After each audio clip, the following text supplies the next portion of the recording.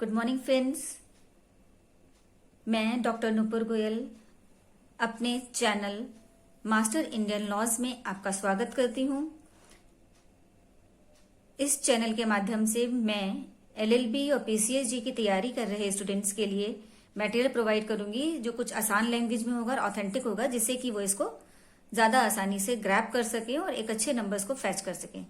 और साथ ही साथ ये आम जनता के लिए भी बना रही हूं मैं, ताकि किसी को भी ऐसा ना रहे कि लॉ की जानकारी ना रहे। क्योंकि जब हमारे आईपीसी में कह दिया गया है कि लॉ की ना जानकारी होने से आपको कोई छूट नहीं है, तो और ये मान लिया जाता है कि जब एक लॉ सरकारी गजट में प्रकाशित हो जाता है तो वो सबको पता होना चाहिए। अगर आप लॉ के अगेंस्ट में कोई कार्य करते हैं तो आपको सजा मिलेगी ही मिलेगी। तो लॉ की जानकारी हमारा अधिकार क्यों नहीं बनाया गया, और हमें लॉ की जानकारी ऐसी आसान लैंग्वेज में क्यों नहीं दी जाती जिससे कि हम समझ सकें उसे।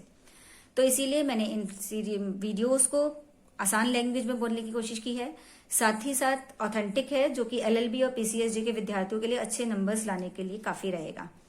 ये मैंने स्लाइड्स इंग्लिश और हिंदी दोनों में बनाई हैं, जिससे कि चाहे इंग्लिश का विद्यार्थी हो चाहे हिंदी का विद्यार्थी हो, दोनों के लिए ये यूजफुल रहेगा। और मेरी अगर आप मानेंगे तो चाहे आप इंग्लिश के विद्यार्थी हो चाहे आपकी हिंदी में पकड़ कम हो, आपको दोनों ही लैंग्वेज पे पकड़ बनानी है। अगर आप हिंदी के स्टूडेंट हैं तो आपको इंग्लिश में पकड़ बनाने की कोशिश करनी है, और अगर आप इंग्लिश के स्टूडेंट हैं तो आपको हिंदी के में भी पकड़ बनाने की कोशिश करनी है, जिससे कि जब दोनों सब्जेक्ट में आपकी पकड़ होगी तभी आप एक अच्छे लॉयर, एक अच्छे वकील या एक अच्छे टीचर, एक अच्छे जज बन सकते हैं। एक नागरिक के रूप में भी आपकी दोनों में पकड़ होना जरूरी है, क्योंकि हिंदी इंग्लिश दोनों ही हमारे लिए काफी जरूरी है। और जब आप एलएलबी या पीसीएसजे की बात करते हैं तो दोनों में ही एक पेपर आता है जो ट्रांसलेशन का होता है, जिसमें हमें हिंदी से इंग्लिश और इंग्लिश से हिंदी में ट्रांसलेट करना होता है। तो अगर हमारी किसी भी एक चीज में पकड़ कम होती है तो हमें दिक्कत आती है। और वैसे भी कोई भी लैंग्वेज एक दिन में नहीं सीखी जा सकती, ये एक ग्रेजुअल धीरे धीरे सीखने वाली चीज है, जिसको आप धीरे धीरे ही सीख सकते हैं, एक दिन में नहीं सीख सकते। तो आज से शुरुआत करिए। अगर आपने नहीं शुरुआत करी और आप पहले भी शुरुआत कर सके हैं तो बहुत अच्छी बात है। अगर नहीं करी है तो आज से शुरुआत कीजिए और धीरे धीरे धीरे धीरे इसको अपनी पकड़ बनाइए। और दूसरी चीज मैं ये कहना चाहूंगी कि जो मैं आपको पढ़ा रही हूँ यहाँ पे वीडियो में, उसका मैंने ब्लॉग्स बनाए हैं जो डिटेल्स में है। एक्चुअली वीडियो में पॉइंट्स में मैंने आपको दिया है, लेकिन ब्लॉग्स उसी पॉइंट्स को डिटेल में दिया गया है। यहाँ पे मैं पॉइंट्स दूंगी, आपको समझा दूंगी, ब्लॉग्स में आपको रिटन में वो मटेरियल मिल जाएगा पढ़ने के लिए।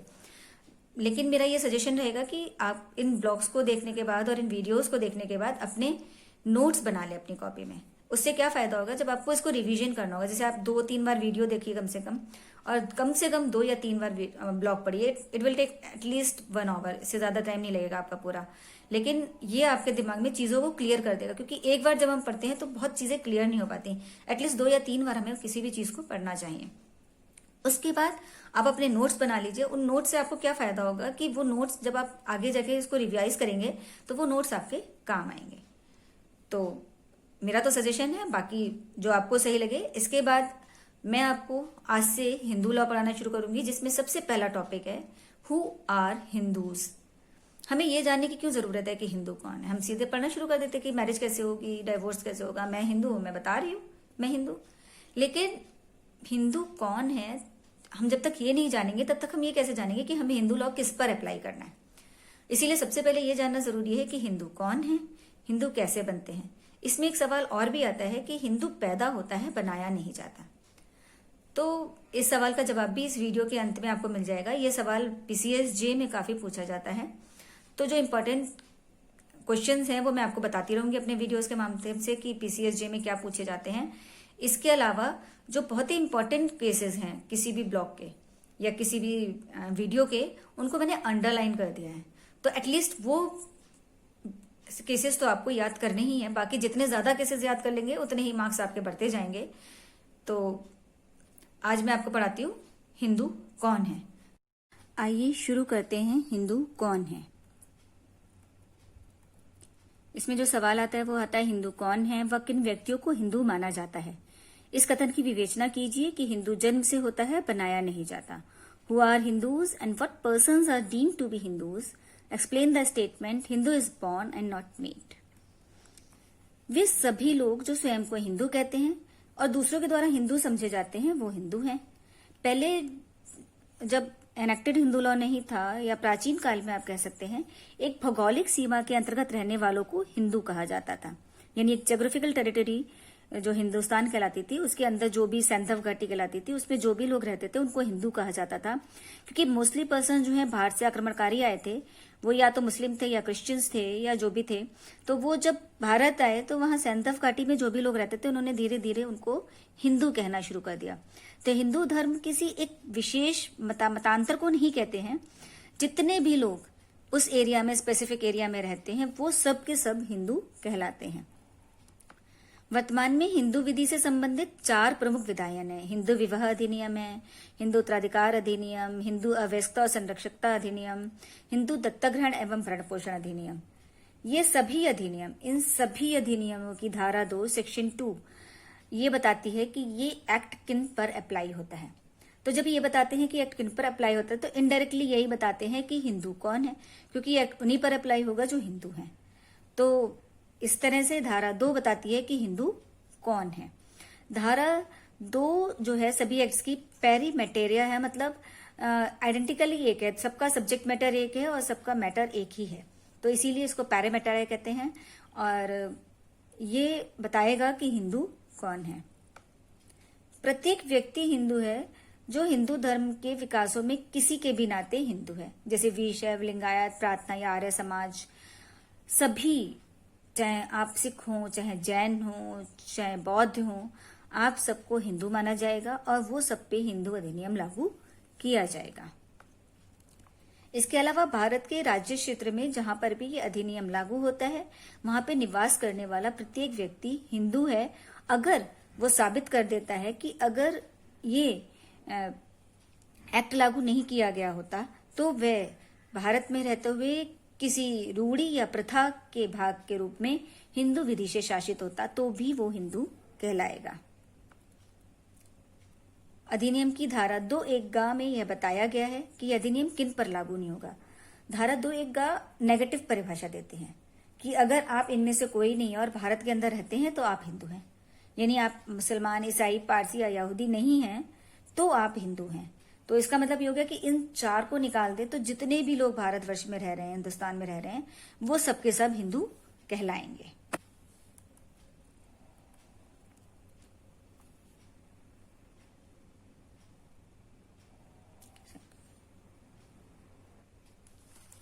यज्ञपुरुष दास जी बनाम मूल दास जी के बाद में सुप्रीम कोर्ट ने कहा है कि जो हिंदू है वो किसी एक विशेष एरिया में रहने वाले लोगों को नहीं कहा जा सकता। तिलक के शब्दों में न्यायाधीश गजेंद्र गटकार ने बताया है कि हिंदू धर्म को आदर देना, वेदों को आदर देना, इस तथ्य को स्वीकार करना कि मोक्ष के रास्ते भिन्न भिन्न हैं और बहुदेववाद में सिद्धांत में विश्वास करना हिंदू धर्म के विशेष लक्षण हैं, और जो व्यक्ति इन सब चीजों में विश्वास करेगा वही हिंदू कहा जाएगा। तो हिंदू धर्म एक संस्कृति के अनुसार आचरण करते हैं, उनको हिंदू कहा जाता है। अब हमें पढ़ना है कि हिंदू कैसे बनते हैं।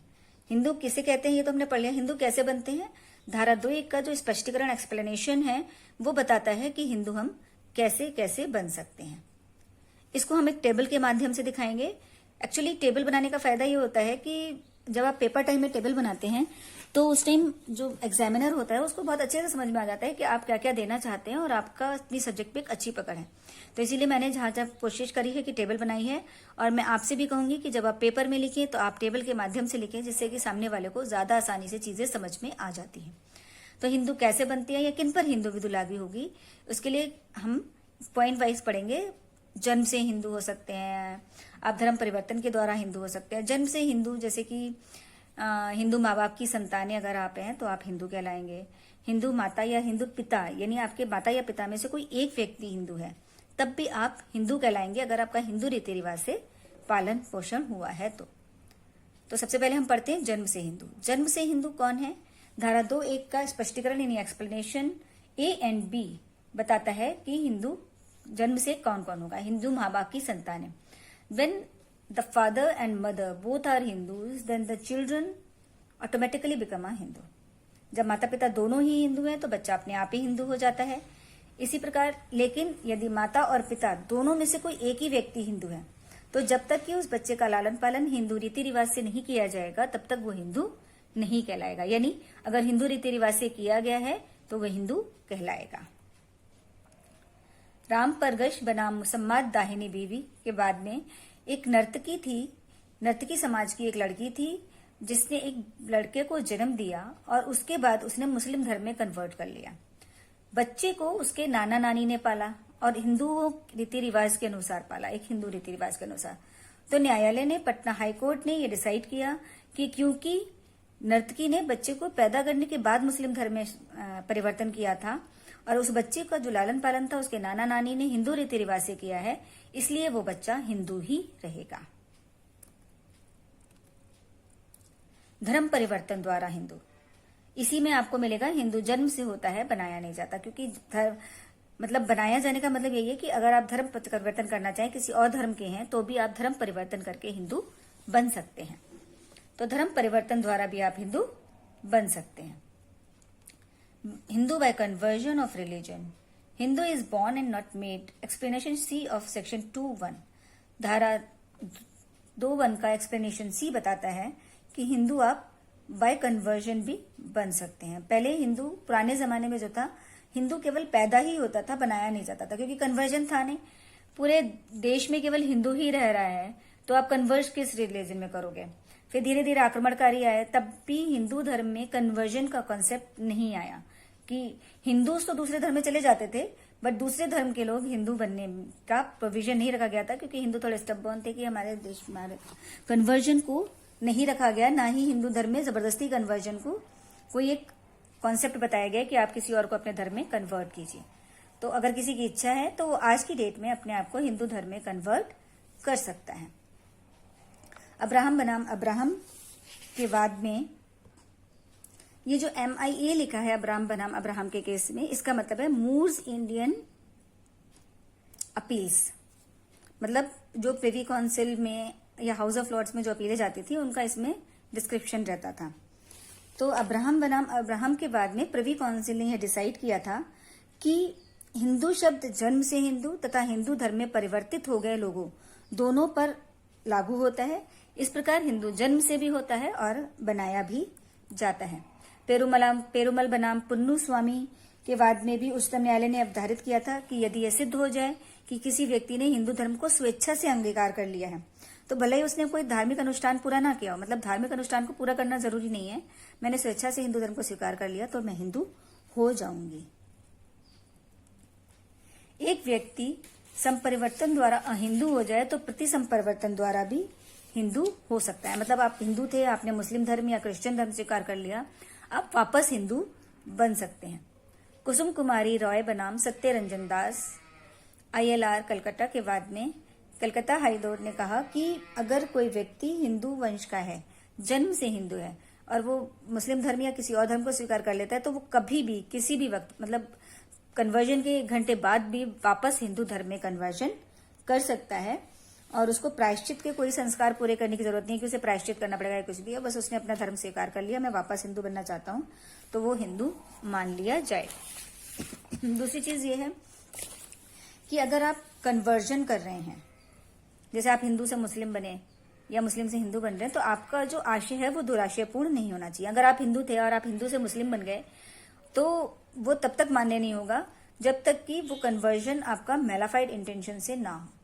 मतलब आपकी इंटेंशन जो है मेलाफाइड और इल इंटेंशन से है, तो आपका कन्वर्जन नहीं माना जाएगा। सरला मुदगल बनाम भारत संघ, AIR 1995। सुप्रीम कोर्ट के बाद में सुप्रीम कोर्ट ने बोला कि यदि आपका धर्म परिवर्तन केवल शादी के पर्पज से, एक्चुअली इसमें क्या हुआ था कि एक व्यक्ति ने अपनी हिंदू पत्नी को तलाक दिए बिना दूसरी शादी करने के उद्देश्य से मुस्लिम धर्म स्वीकार कर लिया और एक मुस्लिम लड़की से शादी कर ली, तो कोर्ट ने कहा कि यहाँ उसका उद्देश्य मुस्लिम धर्म को मानना नहीं था। जो कन्वर्जन उसने किया, उसका उद्देश्य केवल और केवल दूसरी शादी करना था, क्योंकि वो हिंदू लॉ के जो उपबंध थे, जो सेक्शंस हैं, उनको विफल करना चाहता था। इसलिए उसकी जो इंटेंशन है वो मेलाफाइड है, इल है। इसलिए उन्होंने कहा कि ये जो कन्वर्जन है ये वैलिड नहीं है, वो हिंदू ही माना जाएगा, और उसने जो दूसरा विवाह करा है वो शून्य होगा, और वो द्विविवाह के अपराध के लिए दोषी माना जाएगा। उसको 494 सेक्शन में दंड भी दिया जाएगा। धन्यवाद। मैं आशा करती हूँ कि आपको समझ में आया होगा, और प्लीज इसके की नोट्स जरूर बनाइए, और मैंने इसका URL एंड में दिया है अपने डिस्क्रिप्शन नोट्स में, तो कृपया उस पर क्लिक करके इसके ब्लॉग को पढ़िए, ताकि आपको एक डिटेल मटेरियल भी मिल जाएगा और आप उसको पढ़ करके अपनी नॉलेज को और आगे बढ़ा सकते हैं। धन्यवाद।